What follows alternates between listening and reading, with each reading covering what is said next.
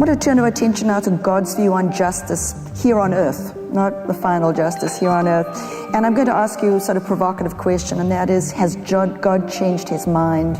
Bem-vindos à Forja. Essa moça pergunta por que o Deus do Antigo Testamento parece tão diferente do Deus do Novo. Afinal, como conciliar um Deus que julga nações com o Deus revelado em Jesus, que ensina a amar os inimigos? Afinal, Deus mudou? Ou essa é uma falsa dicotomia? Veja como John Lennox responde essa pergunta. And so I'm going to revert back to Old Testament, and we're going to take Psalm 109. And this particular psalm is noted for some of the most frighteningly severe curses in the Bible. Let me just read a couple of them.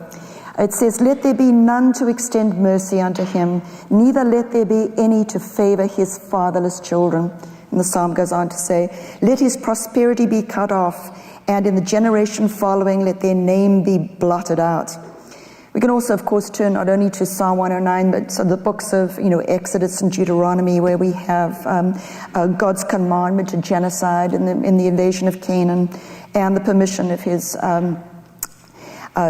permission of putting the Israelites into slavery in Egypt. So God seems to have his mind made up in the Old Testament. How do we put the actions of God in the Old Testament together with a God incarnate of the New Testament? A God of love, a God of peace, a God of healing, and turning the other cheek. And so my question for you, from the Old Testament to the New Testament, has God changed his mind about justice here on earth? Well, now let me try and unpack that a little bit. You quoted Psalm 109. That isn't God speaking. That is the psalmist speaking. Now, when we come to the Bible, there's an interesting thing. Not everything recorded in the Bible is true, is it, or good? We're told a story of David committing adultery, and God later disapproves of it.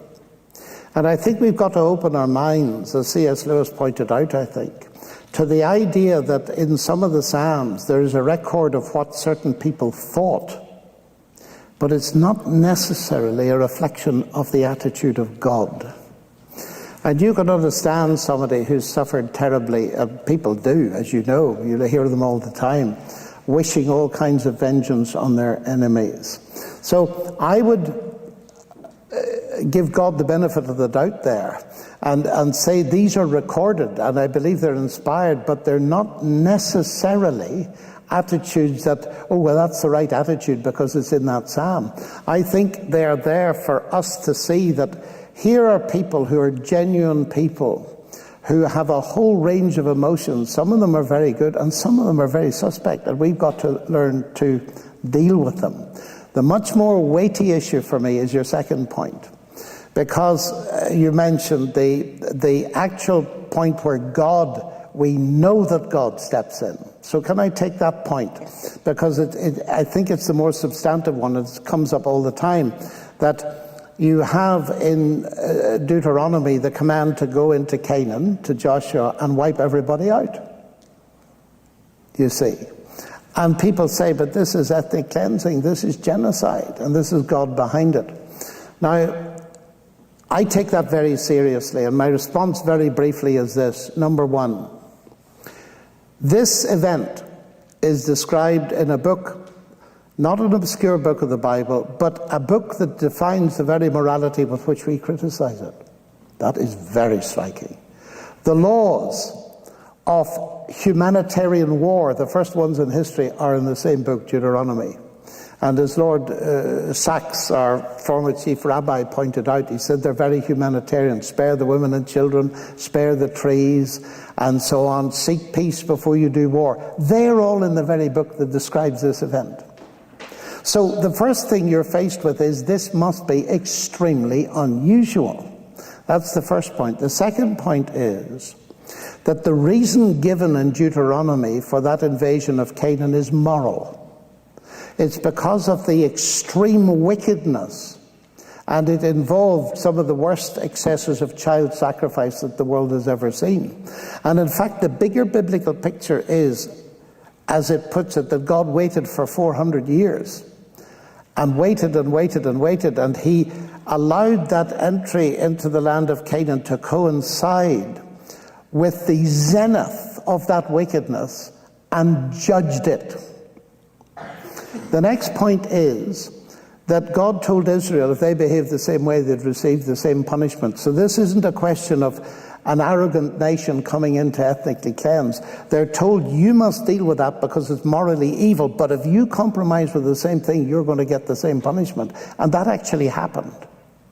So that what it then resolves itself to, and now I'm indebted to the scholars, like Nicholas Wolterstorff here, and is he in Harvard, I think, or Yale, who studied this in detail. There was a big conference on this just recently. All this business to kill them all, and it's repeated.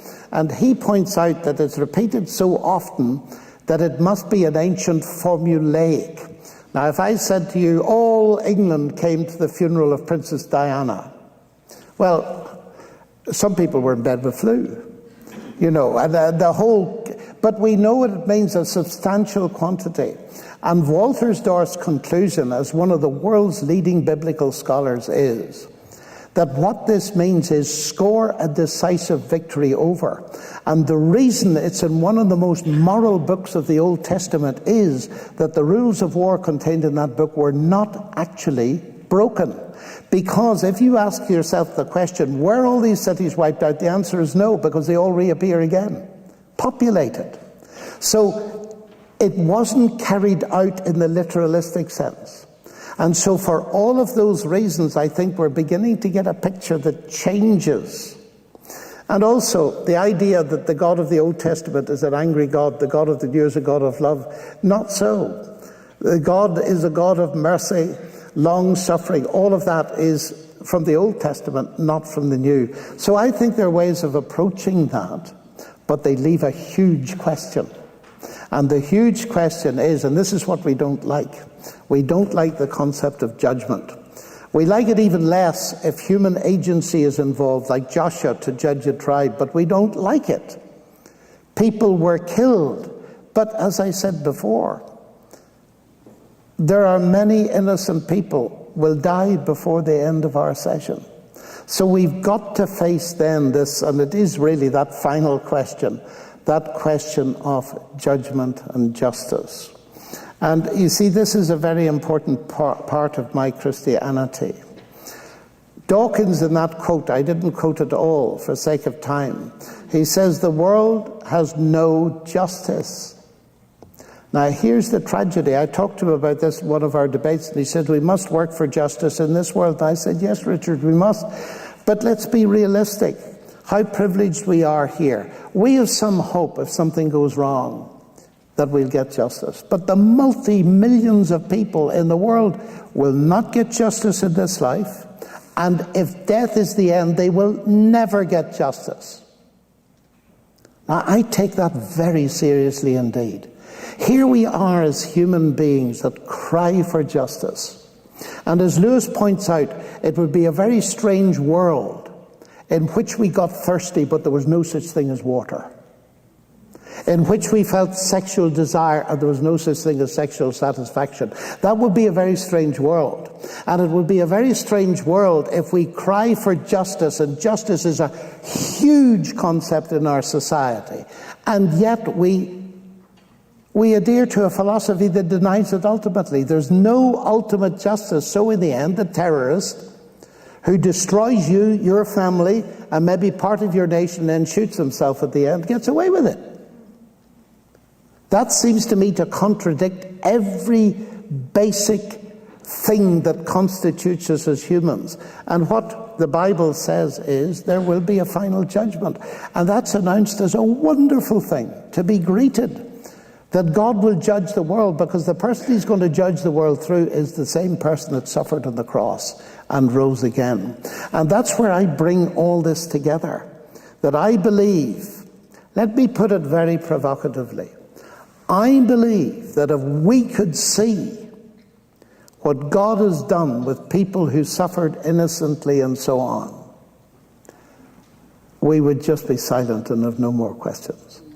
Because if there is a God of love, as I believe there is, who's like Jesus Christ, I believe he will compensate in a way that will leave us all with nothing more to say.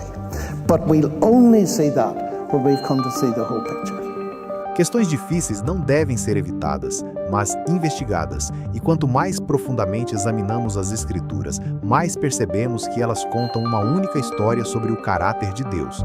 Deixe sua opinião nos comentários e não se esqueça de seguir a Reforge para mais conteúdos como este.